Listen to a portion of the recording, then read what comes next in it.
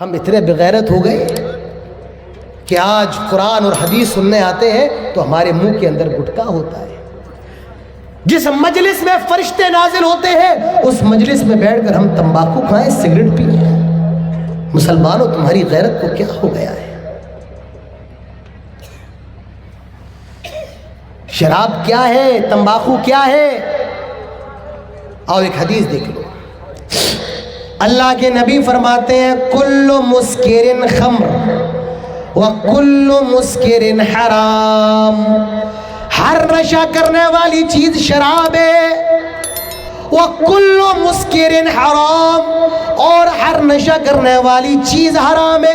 شراب صرف وہی نہیں جو بوتلوں کے اندر ملے، بلکہ ہر وہ چیز جس کے اندر نشہ ہو وہ حرام ہے.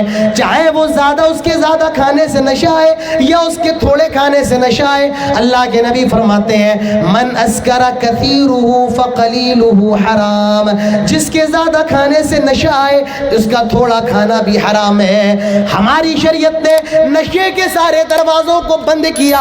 ہمارے دین کے اندر شراب، گٹکا، کھینی، تمباکو، میرے بھائیو اس کی اجازت قطعا نہیں ہے. ہماری شریعت نے ساری چیزوں کو شراب کے اندر داخل کیا ہے، منشیات کے اندر داخل کیا ہے. ہماری شریعت نے ان کو حرام قرار دیا ہے. آپ کا وقت ختم ہونے پر ہے، 5 منٹ کا وقت میرے پاس ہے. یہ شراب عرب کے لوگ بڑے شوق سے پیا کرتے تھے اور ان کی کوئی بھی شام بغیر شراب کے نہیں گزرا کرتی تھی. اسلام کے اندر شراب ایک بار میں حرام قرار نہیں دی گئی، 3 بار میں وقتاً فوقتاً، تیسری بار میں 3 اسٹیپ میں حرام قرار دیا گیا. پہلا اسٹیپ اللہ تعالیٰ فرماتا ہے یسألونک عن الخمر والمیسر قل فیہما اثم کبیر ومنافع للناس واثمہما اکبر من نفعہما. اے نبی یہ لوگ آپ سے شراب کے بارے میں سوال کرتے ہیں، یہ آپ سے شراب اور جوئے کے بارے میں سوال کرتے ہیں. آپ کہہ دیجئے قل فیہما اثم کبیر ومنافع للناس. شراب اور جوئے کے اندر فائدہ بھی ہے اور نقصان بھی ہے. فائدہ کیا ہے شراب کے اندر؟ آدمی پی لیتا ہے نا تو دنیا کی ٹینشن ختم ہو جاتی ہے. بیوی سے جھگڑا کر کے آتا ہے اور پی لے جھگڑا بھول جاتا ہے. تو فائدہ ہے کہ نہیں ہے؟ جسم کے اندر بھی طاقت آ جاتی ہے شراب پینے سے. تو فائدہ بھی ہے لیکن نقصان زیادہ ہے. آدمی جب شراب پی لیتا ہے، نالی کے کنارے پڑا ہے، کتے اس کے اوپر پیشاب کر رہے ہیں، اپنی بہن اور بیٹی میں فرق نہیں کر پاتا ہے، اپنی بیوی اور اپنی بہن میں تفریق نہیں کر پاتا ہے. تو نقصان بھی ہے، نفع بھی ہے، لیکن نقصان زیادہ بڑا ہے. پہلا حکم ہو گیا کہ فائدہ بھی ہے اور نقصان بھی ہے لیکن نقصان زیادہ ہے. اب اس کے بعد کیا ہوا؟ ابھی بھی لوگوں نے شراب نہیں چھوڑی ہے. حضرت عبد الرحمن ابن عوف کے گھر میں شراب کا دور چل رہا تھا. لوگ شراب پی رہے تھے، مغرب کا وقت ہوا، نماز پڑھنے چلے گئے شراب کی حالت میں. امام صاحب نے نماز پڑھائی اور سورہ کافرون پڑھانے لگے. کیسے پڑھانے لگے؟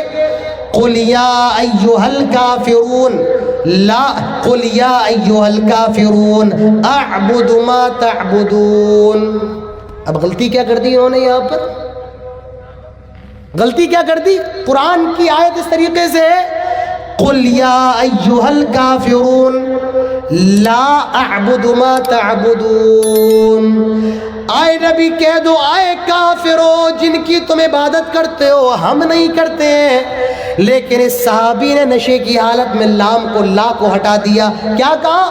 قل یا ایھا الکافرون اعبد ما تعبدون. آئے نبی کہہ دو اے کافرو جس کی تم عبادت کرتے ہو ہم بھی اس کی عبادت کرتے ہیں. معنی بدل دیا. معلوم چلا کہ صحابی نے قرآن میں غلطی کر دی نشے کی حالت میں. اللہ تعالیٰ حکم نازل فرماتا ہے لا تقربوا الصلاة وانتم سکارا. خبردار جب تم نشے کی حالت میں ہو, شراب کی حالت میں ہو, نماز کے قریب نہ جاؤ. تمہیں خیال ہی نہیں ہوتا ہے تم نے کیا پڑھا کیا چھوڑ دیا. اللہ تعالیٰ نے منع کیا جب نشے کی حالت میں ہو تو نماز کے قریب نہ جاؤ. یہ دوسرا حکم تھا, دوسرا اسٹیپ تھا. تیسرا اسٹیپ برملا اعلان کر دیا گیا یا ایھا الذین آمنوا انما الخمر والمیسر والانصاب والازلام رجس من عمل الشیطان فاجتنبوه لعلکم تفلحون. ایمان والو سنو, شراب, جوا, آستانے اور یہ پاسے وغیرہ سب رجس سے ناپاک ہے. من عمل الشیطان, شیطان کا کام ہے. فاجتنبوه, اس سے بچو. لعلکم تفلحون. اللہ تعالیٰ نے اعلان کر دیا. حضرت عمر فاروق کو معلوم چلا, کہنے لگے انتہینا, آئے ہمارے رب ہم رک گئے. صحابہ اکرام نے شراب کے مٹکے پھوڑ دیے. مدینے کے اندر شراب ایسے بہنے لگی مارو کہ شراب کا سیلاب آ گیا ہو. آئے میرے نوجوان, اللہ نے تمہیں پیدا ہی اسی لیے کیا تھا تم شراب خانوں کو بند کرو, لیکن آج تم شراب کے اڈوں کو آباد کر رہے ہو. آئے میری ماں بہنوں, تم نے اپنی اولاد کو کون سا دودھ پلایا ہے جو آج میں خانوں کو آباد کر رہی ہے, مسجدوں کو ویران کر رہی ہے.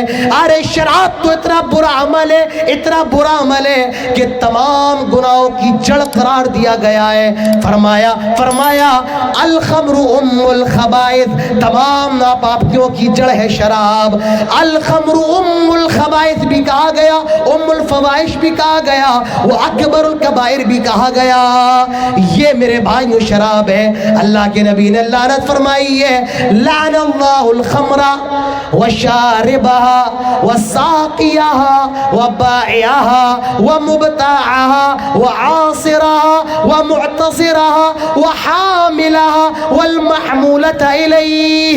اللہ کی لعنت و شراب پر, اللہ کی لعنت و شراب پینے والے پر, اللہ کی لعنت و شراب پلانے والے پر, اللہ کی لعنت و شراب نچوڑنے والے پر, اللہ کی لعنت و شراب کا آرڈر دینے والے پر, اللہ کی لعنت و شراب بیچنے والے پر, اللہ کی لعنت و شراب خریدنے والے پر, اللہ کی لعنت و شراب کو اٹھانے والے پر, اور اللہ کی لعنت و جس کے لیے شراب اٹھا کر کے لے جائی جا رہی ہے اس پر بھی اللہ کی لعنت ہو. اور کیا چاہیے, اور کیا بتاؤں میں آپ کو میرے بھائیوں. تقریر ختم ہو چکی ہے, اب اس کے آگے اور کچھ کہنے کی ضرورت نہیں ہے, بس آخری حدیث بیان کر کے بات ختم کرتا ہوں. اللہ کے نبی فرماتے ہیں لا يدخلون الجنہ, 3 لوگ جنت کے اندر داخل نہیں ہو سکتے ہیں, اس میں ایک وہ بھی ہوگا مدمن الخمر, شراب پینے والا. میرے بھائیوں اپنی زندگیوں کو تباہ نہ کرو, اس شراب کے ذریعے اپنے گھروں کو برباد نہ کرو, اپنی آخرت کو برباد نہ کرو. اللہ کے نبی نے فرمایا جو دنیا کے اندر شراب پیے گا اللہ تعالیٰ جہنم میں اس کو طینۃ الخبال پلائے گا.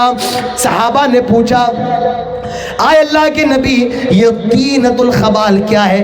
آپ نے فرمایا عرق اہل النار, یہ اہل جہنم کا پسینہ ہوگا, ان کا مواد ہوگا, یہ میرے بھائیوں شرابیوں کو پلایا جائے گا. میرے نوجوانوں ساری تقریر ختم ہو گئی ہے, عمل کرنے کے لیے حدیثیں بھی کافی ہیں اور نہ عمل کرنے کے لیے رات بھر جلسے بھی کافی نہیں ہے. میرے بھائیوں میرا وقت ختم ہو چکا ہے. میں ابھی اور بھی گفتگو کرنا چاہ رہا تھا. میں یہ سمجھتا ہوں کہ میں نے اس موضوع کا حق بھی ادا نہیں کیا. جلسہ کمیٹی نے مجھے پرچی تو دے دی ہے, لیکن میں بھی اس موضوع کا کما حق ادا نہیں کر پایا. اور بھی بولنا چاہتا تھا, لیکن فجر کا وقت بھی قریب ہے.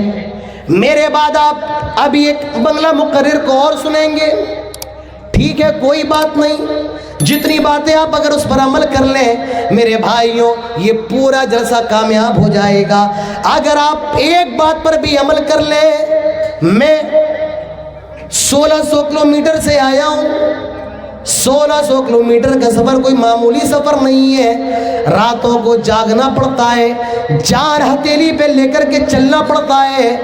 اتنی دور کا سفر طے کرنے کے بعد اگر ایک آدمی کی بھی اصلاح ہو جائے، رب کعبہ کی قسم پورا پروگرام کامیاب، میرا اتنا دور سے آنا کامیاب، پورا جلسہ کامیاب ہو جائے گا۔ تو میرے بھائیوں، شراب اور یہ زنا ہمارے سماج کا ناسور ہے، لعنت ہے، اسے روکیے، بچیے، شادیاں کیجئے اور ایسے نوجوانوں کو شراب کے اڈوں سے نکالیے جو شراب کے دلدادہ بن چکے ہیں۔ اللہ تعالی ہمارے دلوں کے اندر فکر پیدا فرمائے اور اللہ تعالی ہم سب کو ان برائیوں سے بچنے کی توفیق نصیب فرمائے۔ اللہ تعالی ہم سب کو اس ناسور سے بچنے کی توفیق نصیب فرمائے۔ اللہ تعالی سے دعا کریں یہ جو پروگرام ہے اللہ تعالی اس پروگرام کو کامیاب فرمائے۔ اللہ تعالی سے دعا کریں جتنے لوگ اس پروگرام کے اندر شریک ہیں اللہ تعالی ان سب کی شرکت کو قبول فرمائے۔ اللہ تعالی سب کی حاضری کو قبول فرمائے۔ اللہ جو باج ہیں ان کو بچے عطا فرما۔ اللہ جو مقروض ہیں انہیں قرض کی ادائیگی کی توفیق نصیب فرما۔ اللہ سے یہ بھی دعا کریں، فلسطین کے حالات بہت خراب ہیں، میں چاہتا تو یہ ہوں کہ کوئی تقریر فلسطین کے اوپر ہو، لیکن کوئی موقع ایسا نہیں مل پا رہا ہے۔ اب دیکھتے ہیں انشاءاللہ کوئی موقع ملا تو کوئی تقریر انشاءاللہ ہماری فلسطین کے موضوع پر بھی یوٹیوب پر آئے گی۔ اللہ تعالیٰ فلسطین کے مسلمانوں کی مدد فرما، اللہ پوری دنیا کے مسلمانوں کی مدد فرما۔ اللہ ہمارے ملک کے اندر ہندو، مسلم، سکھ، عیسائی سب کو پیار و محبت اور انسانیت کے ساتھ اس ملک کے اندر رہنے کی توفیق نصیب فرما۔ اللہ ہمارے ملک کو خوشحال بنا دے۔ اللہ ہمارے بھارت کو دنیا کا سب سے حسین ملک بنا دے۔ اللہ ہمارے بھارت کے اندر ہندو، مسلمان، سکھ، عیسائی کو جو بانٹنے کی کوشش کر رہے ہیں اللہ ان کو تباہ و برباد ہلاک کر دے۔ اللہ ہمارے ملک کے اندر پیار و محبت پیدا کر دے۔ اللہ جب تک ہم زندہ رہے توحید پر رہے اور جب ہمارا خاتمہ ہو تو اسلام پر ہو۔ اقول قولی ھذا واستغفر اللہ لی ولکم ولسائر المسلمین وما توفیقی الا باللہ وما علینا الا البلاغ وآخر دعوانا الحمد للہ۔